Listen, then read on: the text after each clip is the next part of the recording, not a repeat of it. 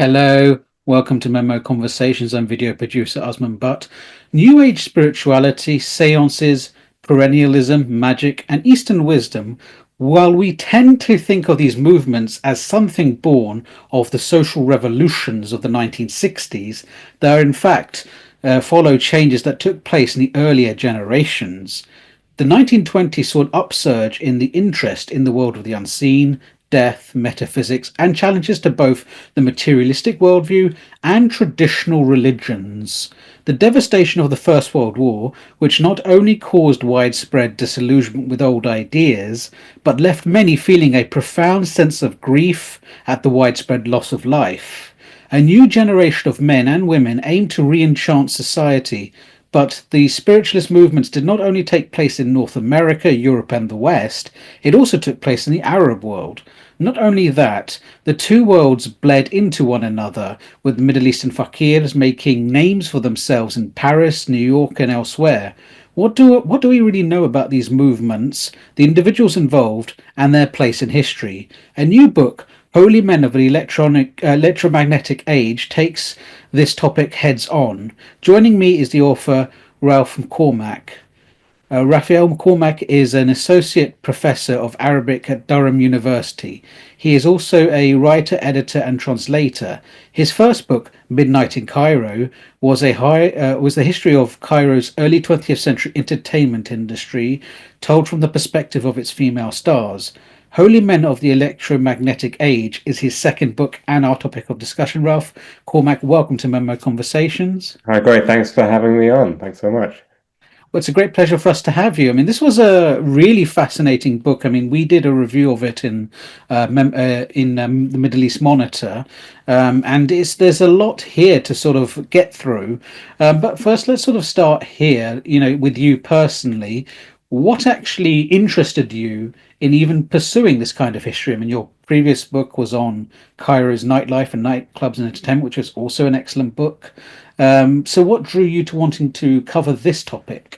Yeah, I mean it's a very fair question because it doesn't seem like the obvious next step to make after a book about cabarets and nightlife, but I'm going to sort of try and justify it as being so.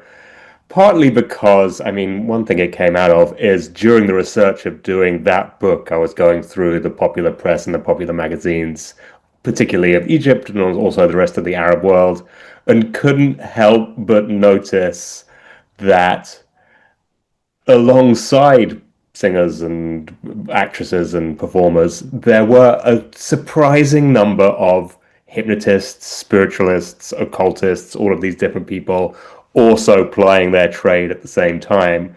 And so I kind of started to delve into it. And anyone who's written a history of the 1920s and 30s or sort of studied the period will know that immediately when you start to dig into anything, suddenly you seem to come across the occult for some reason, whether that be a spiritualist or a theosophist or some other kind of sort of slightly out there, as it were, belief.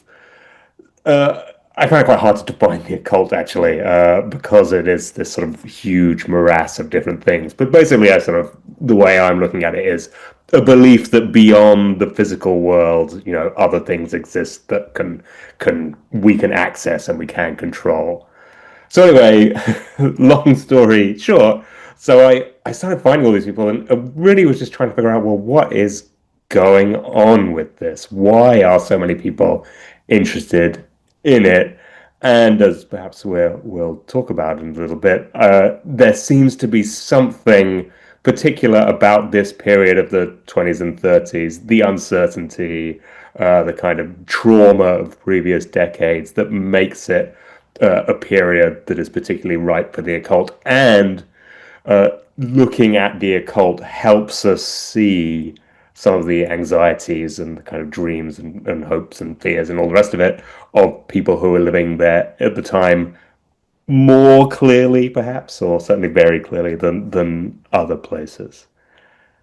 So yes, it's interesting because obviously, as you were saying, it's very hard for you to define the occult, but that's precisely what I'm going to start asking you now because we've come across a few terms here. We've got the occult, theosophy, as well as spiritualism.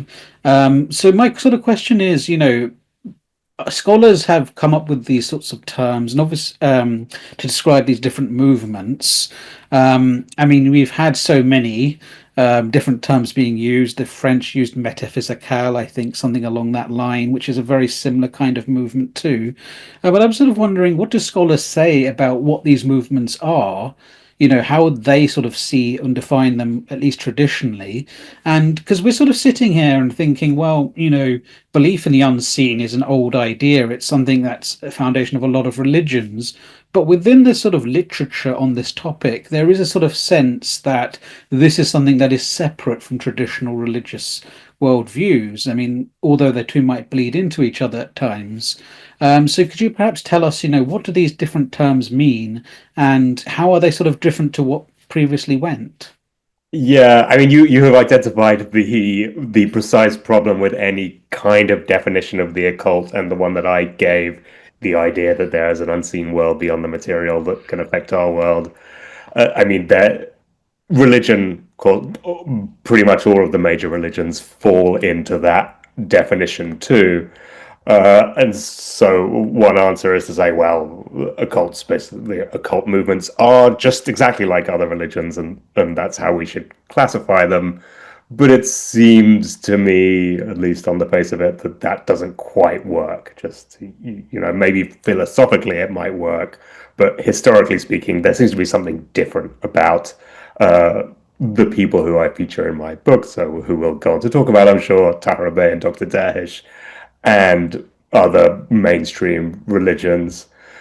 So, what I sort of basically decided to do was take these two people and look at their own kind of trajectories and see where they were picking things up on, as well as a few other people, and take more of a historical look at this than a kind of have a historical definition rather than a philosophical definition, which could include basically anything. And I start, and many people do start, you know, chronologically speaking, the modern occult with the birth of modern spiritualism, which comes actually from America in the 1840s. In particular, it is assigned to these two, who then become three, but these sisters called the Fox sisters, who in upstate New York start hearing these sort of ghostly bangings in their little sort of farmstead cottage, which scare them for the whole winter. They don't know what to do with them until eventually they discover that they can communicate with this kind of spirit, and they identify it as the spirit of a peddler who has died and underneath the cottage before, and they are therefore speaking to the dead. And now there's nothing, I suppose, particularly new about that. And at the time, people said, well, we've had hauntings like this before. But what they do that makes it new, perhaps because of the kind of political, technological milieu at the time, is they turn it into this whole new movement, which is then called spiritualism, based on the idea that we can communicate with the souls of the dead after they have died, so from the world beyond, from beyond the veil, and it takes off massively. I mean, within a few years, people all over the world are suddenly communicating with the souls of the dead through seances and this kind of thing. Actually, in Peter Hill's recent book about the sort of Syrian Michel Mushaqa, Prophet of Reason, he identifies that basically a year or two after this has happened in America, in Syria too, people are starting to do this. So it takes off massively. And although not every single occult movement that follows this period is philosophically connected to spiritualism and these Fox sisters, I think historically we can draw a line between this kind of explosion and then the occult explosion of the next century, really. So that's why I focused on, I think, the lives of people. I think that's the only thing, or at least in my mind, that you can do when you're talking about the occult. You can't bring in everyone because it would let you'd go insane. So you have to sort of trace historically where people are kind of getting things from and where they're all doing, and it all goes back to that period of the 1840s. It's really interesting as well, before we sort of get into the Arab reaction to the 1840 movement, because it's the idea that America is where this is being led from. I mean, today it may not seem as surprising to us if a trend starts in the US and goes global, but 1840s America wasn't a global power yet. It's European power at its height, but it's the America where all of these ideas are sort of coming in from. So why do you think it's America specifically, or what have scholars said about America during this period that has made other countries so interested in it? Yeah, I mean, and it's a really good question. And not only America specifically, but actually this particular area of upstate New York, which has been given the name the Burnt Over District because there were so many of these sort of new religious movements. This is also the area that Mormonism comes from, around exactly at the same time. Well, number one, yeah, clearly there's something going on in America, and it ties in with what we say about the 1920s and 30s too, right? The idea that this is a time when sort of lots of things are up for grabs. There's a lot of uncertainty. There's a sort of new world politically and geographically in formation, and it's at times like this that we particularly see occult movements. Why does it spread so much? I mean that is one of the great mysteries of the kind of spiritualist history. Why does suddenly it not just is not even just confined to America, it spreads across the whole world. One spiritualist historian who was writing in the late 19th century said, well, must mean it's true then. I mean, that's the only explanation for why it spread so quickly, is because number one, it's true, and number two, the hands of the spirits from beyond were helping it spread. That's not necessarily a historical answer to the question, but it's one. It shows that the people really can't quite figure out why. Yeah, it's interesting because in this funny kind of way, it's sort of foreshadowing what America would become. So there's that the spiritualists got there before everyone else. But if we look at the Arab world in this period, I want to continue with this period just for a little bit longer. Well, just for one more answer at least. Because obviously, you've mentioned, of course, that in Syria, seances start taking off within a year or two of the Fox sisters becoming a sensation. But what was it about the happening in the Arab world, particularly obviously in this region, since we've mentioned Syria? What was happening in the background of this to make them susceptible to wanting to jump on this global trend?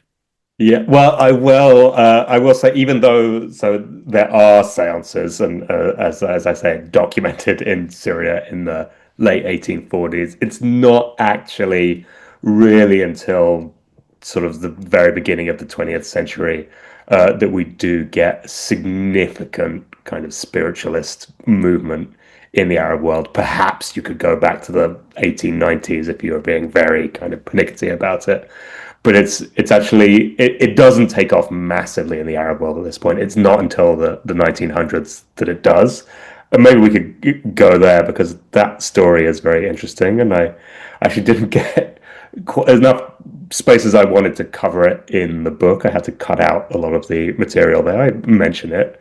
But the interesting thing is that the two big early proponents of spiritualism in the Arab world in the early 1900s are this one man called Mohammed Farid Wagdi, both Egyptian, in fact, and another called Sheikh Tantawi Gowhari, both, although very different in their styles, both united by their conviction in linking Islam and science.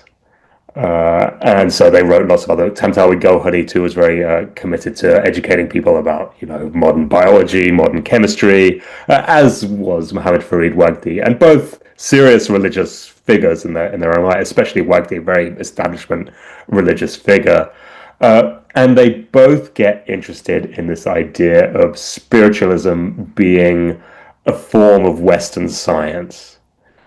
Because we don't want to skip ahead too much. By the late 19th century in Europe, actually often in England and France, we moved there. this question of spiritualism has moved into the scientific realm to some extent. And people are starting to say, well, here is a thing that appears very strange, but equally at the same time, people appear to, people claim that they're communicating with the dead. Let's try and investigate this scientifically and see if anything is going on. And lots of sort of spiritualist labs are set up, parapsychological labs, all of this kind of thing for people to test what's going on. And people write about it and publish scientific papers and so forth. And that, at least for Gohari and Wagdi, appears to be how it entered their consciousness. They're reading these scientific papers about it. And then they become interested in that because they see it as this extremely productive way of mixing science and religion, i.e. saying, like we said at the beginning of this podcast, right? The claims of most religions, certainly most Abrahamic religions, are that the soul survives after death. I mean, that's a central claim.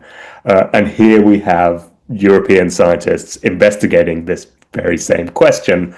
So let's also start doing this. We're committed to science and religion. We're committed to this kind of investigation. Let's do it. And in fact, Tantawi Gohari, who becomes by far the most prominent expositor of spiritualism, goes even further and says, well, actually, really, this is the science that we as Muslims and as Easterners have more claim to be investigating rather than this kind of increasingly godless West, right? This is our science. Let's look into it.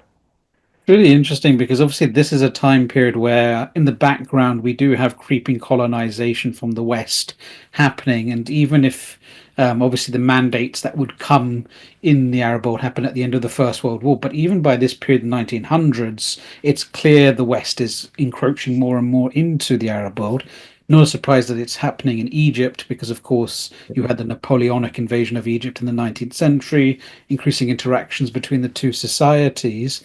But it's interesting because it also follows other sort of movements coming out of the West, coming into the Arab world, whether that's through things like nationalism, but also things like the other day I was reading about the rise of temperance movements in the Middle East because they sort of see all this science coming out of the West about alcohol and its effects on things like eugenics, and they start adopting similar ideas as well. So there's a lot of movement west to east here in this sort of period. But I sort of want to take us a bit forward because obviously we then have the devastation of the First World War, which seems to be a key reason why so many people in the 1919, 1920s, especially the period your book largely focuses on, this seems to be a big catalyst for why people are so interested in this stuff.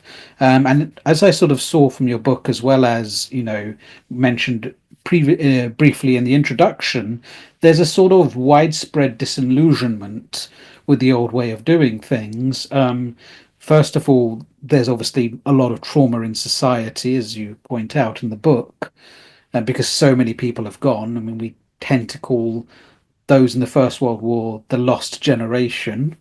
And at the same time, the old ideas, whether they be the material ideas, seem to have not offered people anything in this regard. And old traditional religions don't seem to have much to say either in that sense for this widespread grief, or at least that's how it's perceived. So that's how you sort of set up the sort of why these societies were so susceptible. But I want to start but in the book you start in the West. I want to start in the Arab world. How does the Arab world experience this moment of the 1920s? Yeah, great. Thanks for that question. Before I answer it, just extremely quickly on the question of increasing colonial encroachment in the early 19th century, I should have added that both Gohari and Wagdi were prominent anti-colonial activists too. Include that's also part of their whole intellectual makeup, and this is why I'm a bit sad I couldn't deal with them much more, because the way that these things, religion, science, spiritualism, anti-colonialism, all interact, and their work is fascinating.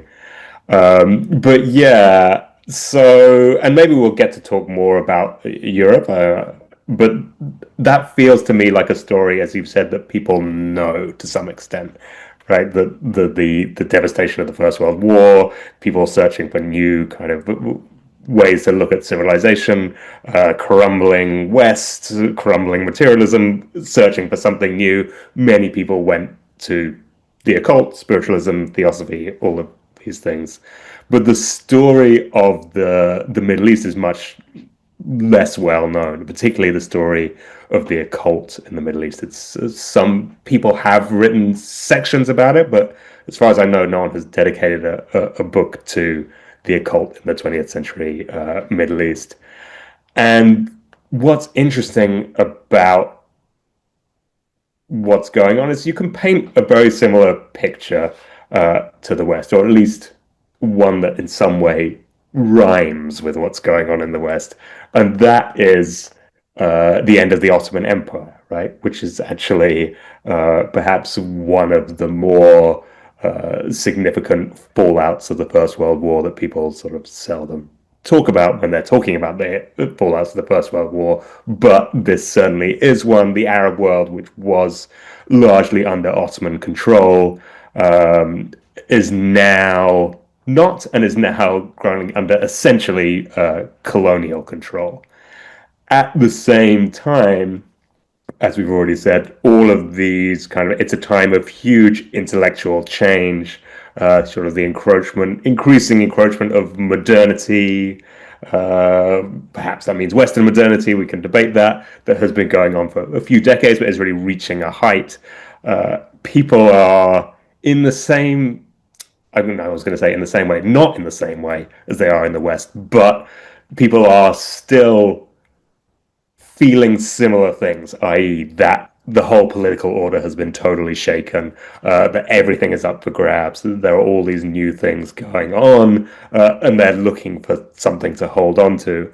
And I think it's at times like that the occult seems to rise in prominence, and number one. And also it's at times like that that looking at the occult helps us see what the anxieties of people are. This is something I said already, but I'm sort of going to hammer it down. And so the question is, well, then what does the Arab occult look like? And what I've tried to do in the book is take this one figure, Dr. Dahish, as a kind of symbol of many of the broader things that are going on at the time. And he rises at the end of the 1920s. And he actually first comes into being doing a sort of fakir act. But very quickly, he becomes really a hypnotist and a spiritualist. What he does is his main sort of, and he's in Jerusalem at this period mostly, although he bounces around a little bit. And what he does is he puts his spiritualist medium, who is also his sister, who takes the name Antoinette, the stage name, into this hypnotic trance. And then when she is in this hypnotic trance, she is able to do all of these kind of amazing things, which cannot really be explained. So if you ask her, what is going to happen in the future, you're going on a trip, you ask her what's going to happen, she can tell you the answer. You ask her who you're going to marry, she can tell you the answer. But also sort of slightly more mundane things. So like if you write something on a piece of paper and you can't see it, she will tell you what you have written. And the explanation that Dahish gives for this, as well as the explanation that other hypnotists give to it, is this is the scientific power of the spirit. The spiritualist, and he says, he's studied all of the books on spiritualism, and what is going on is that when Antoinette is in this hypnotic trance, she can pick up things from the spirit world, so she knows the answers to things in the future, she knows the answers to things around her, and it is kind of scientific proof of what is going on in the spirit world. And he, as other hypnotists do, actually, they all put the name doctor at the beginning of their sort of. So there's Dr. Salomon, there's a Dr. Edward Oxuri, there's Dr. whoever the rest of it is. They all do this, and it's sold very much as the wonders and miracles of modern science. Sort of exploiting basically what is an extremely unstable and fast changing scientific world, and the sort of comparison that is always given, which I think is a good one, is that of radio, which is at the very same time really starting to become publicly known. I mean, radio had sort of been invented a few decades before, but it's not until the 1920s and 1930s that most people have an experience of what a radio is. And what it is there are, there's waves, there's voices, and there's music surrounding us all the time, but we can never actually see it. It might be coming from Berlin, or it might be coming from wherever. We can't see it, we can't pick it up, but it's always there. And what we need is a device that will allow us to tune into those waves. And then suddenly, if we shift the dial, there we go. Great, here it is. And what the spiritualists in the Arab world are saying basically is that, well, they've managed to find the equivalent of a radio, and that is hypnotism of a medium who can then tune into everything that's going on, that's going around. So not only do we have this situation with the collapse of the Ottoman Empire and with the sort of encroaching colonial steadily encroaching colonial power in the Middle East, but we also have this strange new belief systems and strange new things that we can plug into, so that those two things together sort of make for a potent cocktail. So it was just before I go further into this, what was the significance of his sister taking on the name Antoinette? Was there like a particular reason she picked that name? Was there something she wanted to convey by picking that as a stage name? Yeah, no, as far as I'm aware, no. So Daesh himself is from an Assyrian, like a Syriani family. So her original name is Yukabed, and his actually original name is Salim. Uh, there is, it seems to me that the fact of taking on a kind of Europeanized name is significant. But the specific name Antoinette. So the other very big and famous hypnotist spiritualist at the time is this guy called Dr. Salomon, whose medium is actually his brother, who takes the name Emile, which may or may not be his given name, but I sort of assume it's not. And he has this very complex backstory in which he says he grew up in Naples, although with a sort of Syrian father, and then has come back to the Middle East and sort of puts on these very European airs, or says bonjour to everyone and this kind of thing. But it is suspected that he probably just grew up in Syria and then moved to Egypt and moved around the Middle East, but perhaps never went to Italy at all. No one's entirely sure. There's something about adopting some sort of markers of Europeanness, which is common to a lot of these hypnotists. Partly, I think, to set them apart from another thing that is happening at the time in the Middle East and that is very controversial, which is jinn summoning. In a lot of the Middle East in the 20s and 30s, there are kind of legal campaigns against jinn summoners who basically claim to be doing exactly the same thing as these hypnotists are doing. They, instead of harnessing the power of Western science, they harness the power of the jinn, but they give you similar answers. They can tell you if you're going on a trip, whether it's going to be good. They can tell you who you're going to marry. They can tell you where your lost objects are, this kind of thing. And at the time, there's a big campaign against them. Lots of people are taken to court and sort of arrested by the police for exploitation, for doing all this kind of stuff. So what the hypnotists are partly doing is saying, we're not like these guys there, it very much in scare quotes, they're backwards and kind of exploitative. We're harnessing modern science. So that's different. Yeah, I'm sort of half laughing at this too, because when you're talking about European taking on European identity in your book, a parallel thing is happening in Europe and the West, where, obviously you have people pretending to be Arab. You've got one story in there about an Italian who's not from Egypt, doesn't speak a word of, or Syria or any of these places, Yeah. doesn't speak a word of Arabic, who pretends to be an Arab and becomes Yeah. quite famous. We'll get onto that a bit later, but it's just funny that there's a kind of opposite thing happening in the West where people are pretending to be Arab. Yeah, I know. Um, Right. It's a real mirror image kind of scenario. Yeah, but it's also interesting because we tend to think today about the power of AI and what that's going to do to our lives, not just in terms of our political and our economic life, but even our spiritual life. What does it mean to have, let's say, if someone dies and we upload their consciousness to, if we can even do that, can that be done? There's a fusion of human and technology, but it's funny because there's something similar happening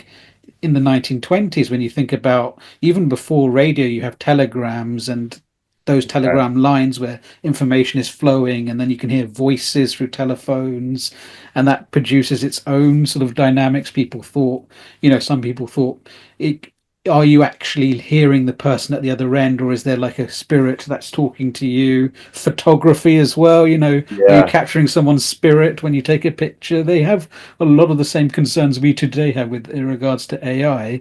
But what I want to ask you about is, of course, when we go to Dr. Dahish, he produces a kind of storm, doesn't he, when he goes to Beirut?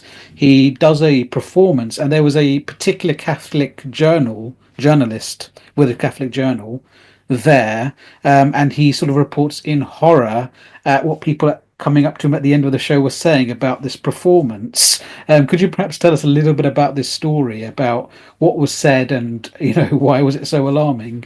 Yeah, so in fact, it's Tahra Bey's performance that Oh, okay.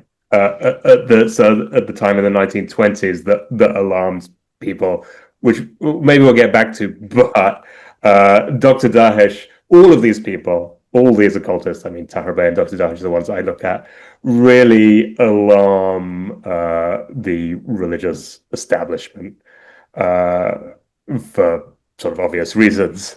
I suppose actually, so Tahra Bey, who's largely known in Europe. He sort of largely has European fame. He's should we perhaps actually talk about him now and then sort of get around to Yeah, okay. Let's start with Tahir Bey, how his story begins actually, before we go into this Beirut performance, because he earned a reputation. He's a Armenian, I believe, yeah, or we believe he might have been Armenian, who grew up in Istanbul, if I remember from the book, yeah, but who's like millions of people at the end of the First World War is displaced and ends up in Athens, and I think he earns the nickname the Antichrist of Athens. So yeah. perhaps you can tell us a little about that refugee experience and how he sort of produces this man, Dr. Tahir Bey.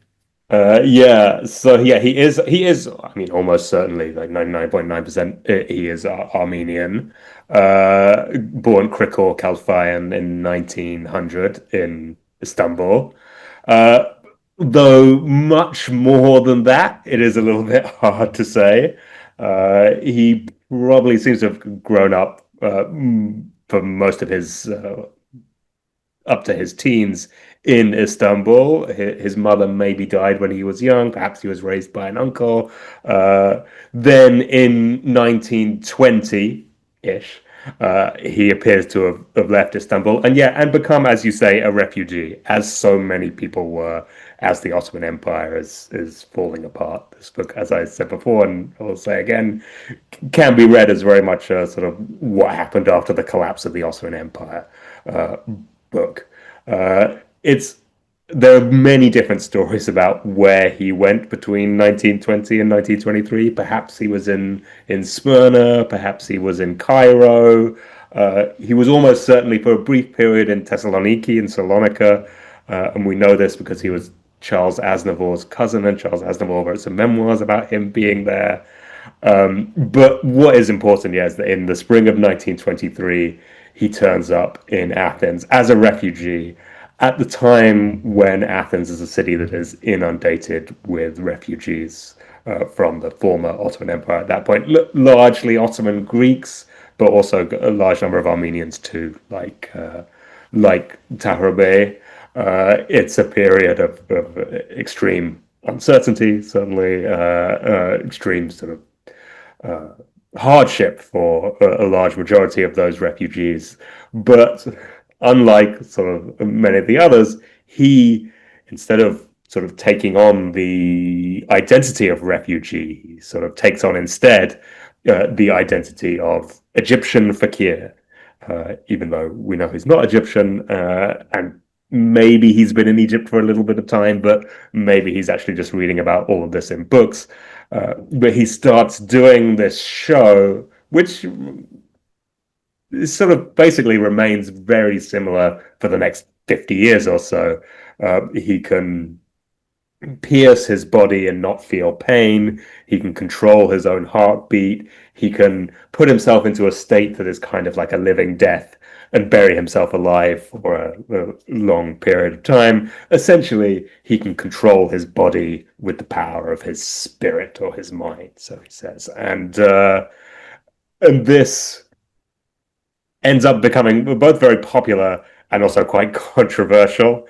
We'll get back to, I think, at various times the religious bit, but one thing that people say at the time is that this act in which he sort of is in a death-like state, buries himself alive, and then comes back to life, is almost like a satire of Jesus's resurrection. You know, you shouldn't be making fun of this kind of thing, of dying and then coming back to life, because that is very much the preserve of Jesus. And various other kind of people take him on. There's one particular dentist who is a special foe of his, and he gets chased around basically the European continent for a little while until 1925, when he turns up in Paris, doing, as I say, yeah, a similar kind of performance, but now with even more sort of occult and metaphysical explanation to how it works. But he has a history of having learned with fakirs of from Egypt, and that they've taught him the secrets of the East, and that he has come as a missionary to the West to teach them about their souls in the way that the West used to send missionaries to the East. Now the East is sending them back. And as we've already mentioned, clearly he is kind of playing on a lot of the Orientalist tropes of the 1920s and kind of exploiting them for his own gain. He becomes extremely popular in Paris, and has at the same time a large number of people who are imitating him. So by the sort of 1926 or 1927, we've got all over Europe. Most European capitals would have had an Egyptian fakir, a little bit like Tahir Bey, or perhaps more than one, and including America too. So it's he's clearly hit a nerve somewhere, and something that people are very interested in. Yes, it's interesting because when he's in Paris, he sort of develops obviously a reputation. He's highly sought after by Parisian society. Everyone wants him to be in their club for promotions and so on. And he causes a little bit of a scandal while doing all of that. Perhaps you could tell us about that. Well, he's a man who's not averse to a scandal or other. But the one particular night, yeah, someone he liked to go out late at night, perhaps after his shows, and have a good time in Paris's nightclubs, as a lot of people do. And at one point, someone who owns a nightclub sees him and says, "Well, come to my new. I'm launching this new place. Why don't you come along? You know, all the drinks are on me, dinner's on me. Don't worry about it." So he goes along, and then at the end of the night, which we're told is about 5 in the morning, he looks up to see that the man who invited him is not there anymore, and he has this large bill in front of him, which he then refuses to pay, and a brawl breaks out, and he's taken to court. And there's a whole long series of articles in the Parisian press making fun of him, essentially, for saying that he can withstand pain, but at the same time taking someone to court for hitting him across the head in a sort of late night barroom brawl. Yes, indeed. But there's also a sort of serious side to all of this because, of course, as he's sort of rising to fame in France, this is a country at a time where, he's obviously being celebrated for his stuff, but he's also aware that as a refugee Armenian refugee in France, this is not a good time to be in the spotlight for, negative things, because this is a society that does have a problem with a lot of refugees and immigrants. And in fact, I think you cite, was it George Orwell who wrote that Yeah. thing about, what was it? It was to do with different nationalities in France. Yeah, I won't repeat it because actually it's sort of slightly unpleasant to repeat. But basically, this he quotes this thing going around, I think, which basically insults Greeks, Jews, and Armenians all at the same time, but says Armenians are the worst. Yes, and it's a key thing because it's something about, there's an anti-Armenianness as well as an anti-migrant thing generally in France in the 20s as well, and he's obviously aware that this could happen to him too. Yeah, and he never really, I mean, he sometimes hints at his Armenianness, very occasionally, but he never really explicitly says, I am Armenian. He hides behind this kind of persona of the Egyptian fakir.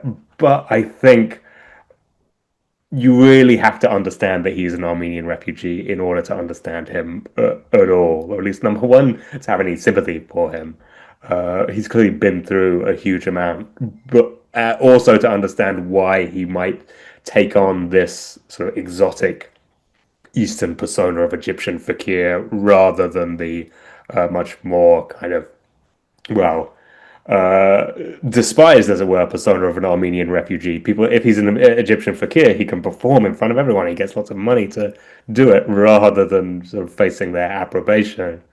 And then, lastly, of course, the fact that what the Armenian people went through over the decade before he appeared in Paris, a huge amount of violence and death. He his act as as someone who can withstand pain, as someone who can return from the death, is a kind of reframing of the trauma of the Armenian people. Basically, I think that's a very obvious way to read it of what's going on, and not just so. It's not just playing into the trauma of Western Europe, though clearly that is going on. It's also playing into, on another level, on a less obvious level, Armenian trauma too, which kind of makes him such a fascinating character. Indeed, indeed, I mean, obviously, this is a he doesn't just sit in Paris either. I mean, he tries to go further afield. He goes to London. It doesn't end very well in London because they shut him down. Makes it to New York. But what's interesting to me is that there's this constant need for reinvention through his story, because he does, do well for a period and then he loses it and then he tries to reinvent himself. So could you perhaps talk to us about, this process of reinvention and why he had to sort of undergo it? Yeah, I my interpretation of that is that for him, Tahar, he's one way to look at him is that he is just a performer and he's doing a show. But and this is kind of partly the argument of the book, needs to be more than that. Like the reason he becomes popular at the times when he becomes popular, and the reasons why he becomes less significant at the times when he's less significant, is that he isn't tapping into this sort of greater societal anxiety or fear or hope or whatever it is. So he needs to have an explanation, a kind of occult explanation for what he's doing. He needs to be able to say, I come from a long tribe of fakirs, and this is all about the secret sciences of the East that you don't know about, and I'm trying to tell you about the world beyond the veil, the kind of perhaps the science of the spirit, he calls it, which we don't know anything about. And if at any point that kind of falls away, which some points it does, then he needs to reinvent himself and try and find something new. So one interesting thing that he does in the early 1930s, where he travels to Brazil for basically a year, a trip that I've found some kind of attestation for, but have not been able to really trace in a huge amount of detail. And then when he comes back, he tries to reinvent himself as kind of having learned the secrets of the Amazonians and all of this kind of stuff. It's never enough to just do what he's doing. there needs to be an occult explanation for it for people to go with it. And then he ends up actually in Beirut in the 19 well first in the 1920s, but then also living in Beirut in the 1950s, and that is where he dies almost certainly. Even though I haven't ever found his death certificate or anything. Yes, it's also, but he also ends up in New York as well, where he becomes quite big, and he gets into the, I believe, the crosshairs of Harry Houdini. Well, it's Rahman Bey who gets into the Oh, sorry, crosshairs of Rahman Harry Bey. There's quite a Houdini. few bays in this, Yeah, yeah, I should yeah. say. But they're all part of the same scene. But there is this competition. Maybe you can tell us a little bit about this competition between Rahman Bey and Harry Houdini. Yeah, and similar to one's Tahir Bey, so Rahman Bey, who is a sort of imitator of Tahir Bey, goes to New York where he performs on Broadway, has a pretty good run. Rahman, as Tahir Bey is originally Armenian, Rahman Bey, as I think as we mentioned, is originally Italian. And then Houdini sees his show and says, "Well, this is all just an act. I know how it's done." And he does it and performs it in a swimming pool in a hotel in New York, the Burial Alive, for an hour and a half. Uh, and that earns Rahman Bey some fame for a little while, but then it sort of fades away. And then the interesting thing is, and this kind of chimes with what we said before, is that then another fakir comes along, Hamid Bey, who had almost certainly been Rahman Bey's assistant and then sort of took on the mantle. It's kind of like superheroes. So you can take on the cloak of the fakir. And he performs for a while, but then in the early 1930s, he sort of realizes that, I mean, as I've said, just doing the act is not enough.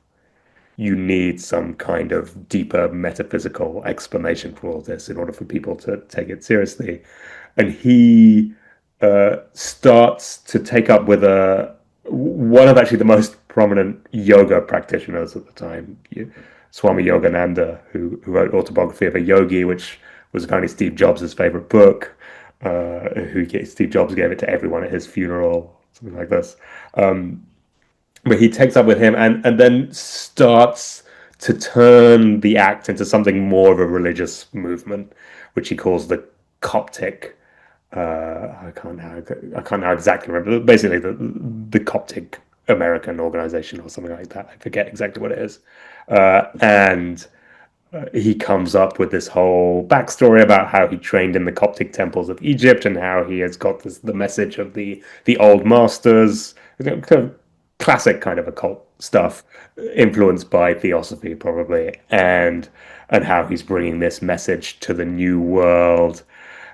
Because what happens with all these people is that whether they're in the Middle East, or they're in Europe, or they're in America, they kind of adapt to their surroundings, and they show us, like I say, what people in those surroundings want. So he promises, enlightenment and success, particularly in life. A thing that you need to do if you're an occultist in America is not just promise people enlightenment, but also promise them success in their life. And so he started doing that, and it turned into a movement which actually still just about exists today in America. Yes, yes, it's also interesting because I think it's Rahman Bey who he was when he was sort of coming to prominence, he was actually interviewed, wasn't he, by a Syrian journalist who lived in New York, Yeah, and quickly discovered he doesn't speak a word of Arabic, yeah, but he yeah. survives that interview somehow. No, you just got to really believe in yourself. Survive that Yeah. youth grace. But this also leads to a sort of obvious question here, which is for Westerners, what is it about the East that is so attractive to them in terms of this so-called hidden or esoteric knowledge that only these Easterners know? Why was that such an attractive idea? It was, I mean, a very good question. My feeling is that it was just something totally different. I mean, it was exotic and it was strange and it was something not based on what they lived through. For a lot of Westerners, it's very anti-materialist. They were done with this idea of constant materialism. A lot of people who are drawn to the East are also intriguingly very anti-colonialist too. So they've seen what Western colonialism has done, and they're in some senses against it. So they take up the East as a cause. But importantly, and I think what these guys show, what Tahir Bey shows, is it's in large part it's a fantasy construction, right? It is not necessary. It's not largely based on what the realities of the 20th century Middle East or Arab world or Indian subcontinent actually are, but much more it is based on what the West is and them wanting something that isn't the West. So turning to this sort of fantasy of the East, which these people can then exploit, basically. Yeah, it's interesting because they even talk about because Buddhism also became quite a big movement in the West among certain individuals, and they even talk about we need to think of Western Buddhism as its separate form of Buddhism because it's just entirely based around, what people in the West are looking for. It's very little connection in many ways to what has historically existed. So it Yeah, sort I of mean foreshadowed. that's Orientalism, isn't it? Yeah, yes, but spiritual Orientalism in a sense. Yeah. But what do you think are the sort of the traces of these fakirs, these Tahir Beys, these Dr. Daheshis, and what traces are there of them today, and what sort of lessons do you think they have for us? Well, there's two levels to that question. One is that so Daesh and Hamid Bey still that the movements that they started still are going to some extent. It's a little bit unclear to me to what level these things are going. Whether this is numbers of 5 to 10 people or whatever it is. But so there are traces which I haven't fully explored in the book. I'm sort of more focused on the historical matter, but they do talk about them a little bit. So there's that level. But what I think for me, the more important level, more interesting level is the kind of question that we started with. Why did you suddenly decide to look at the occult after having written about nightclubs? And it's this thing, again, at risk of repeating myself, is the idea that it's in the occult. The occult is kind of the avant-garde of movements that we will see and ideas that we will see come to fruition in the future. So if you're a historian, if you want to see what kind of things people are concerned with, an extremely good place to turn is the occult. And I think looking now, you've already said it a little bit with this question of AI. Like people are extremely worried about this kind of technological uh, explosion that no one quite knows what's going on with it. But equally, turn to the wellness gurus of today. If you look at the things that they're selling, uh, buying products that will end our kind of anxiety and our stress, and buying something that will make us feel safe again and will end kind of the worry of the outside world. I mean, I think we see in that too a very good kind of encapsulation of something like the spirit of the time, and it's sort of how I end the book is by talking a little bit about what Jung said about archetypes, not to get too deeply into that, but these people, Tahirba and Dr. Dahish, okay, particularly, but some of the others, like they're kind of like the embodiment of a myth. If a myth is supposed to represent all of the anxieties of a society, here what we have are two walking myths. And the fact that both Daesh and Tahirbe created these personas separate from themselves, and actually we can't really know what, in either case, who the real man was, because they lived their entire life as kind of a persona. That it's that looking at that helps us see it, and so that's the case for the 20s. But I think the same thing is true when you look today. These kind of new age figures, whether on represents something of the sort of spirit of the age in quite often quite uncomfortable ways. Yes, it's definitely, very interesting to look at this topic for those reasons, because of course, as I said, it sort of foreshadows what we today are looking at as well. But I do have my last sort of question, which is that, as you sort of opened by saying, the history of the occult in the Middle East isn't so widely explored by historians. I mean, it's interesting to me as we were sort of saying that, I started thinking of the novels I had read and where the occult does come up. So, for example, there's a Turkish novel called The Timekeeper's Institute, which is written as a guy who's a kind of civil servant living at the end of the Ottoman Empire. He joins a metaphysical cult in the Oh, middle really? of all of that. So there is a lot of background, and this novel was written in the 1950s. So there's a sort of trace memory within society, but why have historians not really picked it up as much? It's a good question because it really, I think it kind of encapsulates so many of the things about the early 20th century. Yeah. Colonialism, modernity, the role of religion in society, which all these people are totally obsessed with. And I think there's room for really so much more work on this. I mean, I will just say that there is a biography of Tantawi Gohari. I think it's Majid Danishgar who wrote it, which is very solid. It and does talk about his spiritualism, but is not focused on his spiritualism. And there are some others. So it's Marwal Shakri, I think, who's written about science in the Middle East, has written a bit about these things. But I think that, I mean, there's so much more space for a really deep intellectual history of the rise of it. It might be maybe not so the kind of book I would write because it might always deep intellectual history sometimes ending up being slightly dry. But there's definitely room for it, and like you say, it also brings up this connection between Ottoman Turkey, Istanbul, and the rest of the Ottoman Empire, because there are clearly networks there that are happening. All to say that there should be so much more written about it. Yes, yes. It's hopefully this will be a spur for more people to sort of explore this topic, because I mean there is some interesting research being done currently on contemporary movements of New Ageism. I mean there was Ali Reza Dasturi's book on Oh the yeah, on metaphysicals Iran. in the Iranians, Yeah, which is a that's a very good book. very Yes. interesting book, but it really does mirror reading about in some ways what was happening elsewhere as well. So hopefully there'll be more research on this in the future. But Raphael Cormack, I'd like to thank you for talking to us at Momo Conversations.